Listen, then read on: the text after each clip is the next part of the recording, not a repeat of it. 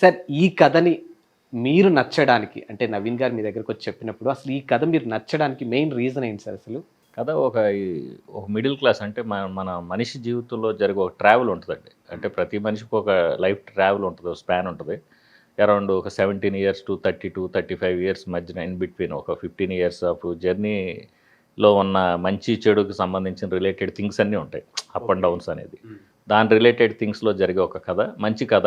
Concept అంటే ఇప్పుడు వచ్చే సినిమాలన్నీ కమర్షియల్ ఫార్మేట్లో, ఆర్డర్ ఫార్మేట్లో సినిమాలు ఉంటున్నాయి.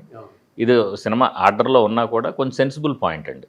అంటే చూసిన ప్రతి వాళ్ళు కనెక్ట్ అవుతారు. అరే మాకు ఇలా జరిగింది, నా చిన్నప్పుడు ఇలా జరిగింది, లేకపోతే నాకు చదువుకునేటప్పుడు ఇలా జరిగింది, లేకపోతే జాబ్ చేసేటప్పుడు ఇలా జరిగింది, లేదంటే మ్యారేజ్ అయ్యాక ఇలా జరిగింది, ఏదో దానికి కనెక్ట్ అవుతాడండి.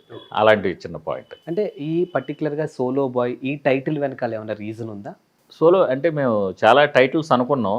అనుకున్న తర్వాత సబ్జెక్ట్ రిలేటెడ్గా ఇక్కడ హీరో ఎప్పటికప్పుడు సోలోగా లైఫ్లో ఫైట్ చేసి ఎక్కడికక్కడిగా ఆయన ఇదవుతూ ఉంటాడు.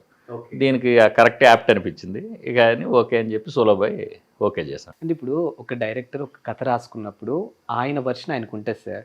మేబీ హిట్ అయితే హ్యాపీ, ఏమన్నా కొంచెం అటు ఇటు అయితే నెక్స్ట్ కథకు వెళ్తూ ఉంటారు. బట్ ప్రొడ్యూసర్స్ విషయానికి వస్తే అలా ఉండదు. వన్స్ అది హిట్ అయితే హ్యాపీ, ఏదన్నా జరగరాంది జరిగిందనుకో ఒక్కొక్కసారి లైఫ్ కూడా తల్లకిందులు అవుతూ ఉంటుంది.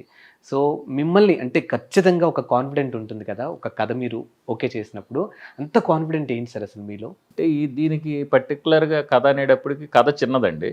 మేము అనుకుని స్టార్ట్ చేసినప్పుడు ఈ ప్రాజెక్ట్ చాలా ఒక చిన్నగా స్టార్ట్ అయింది.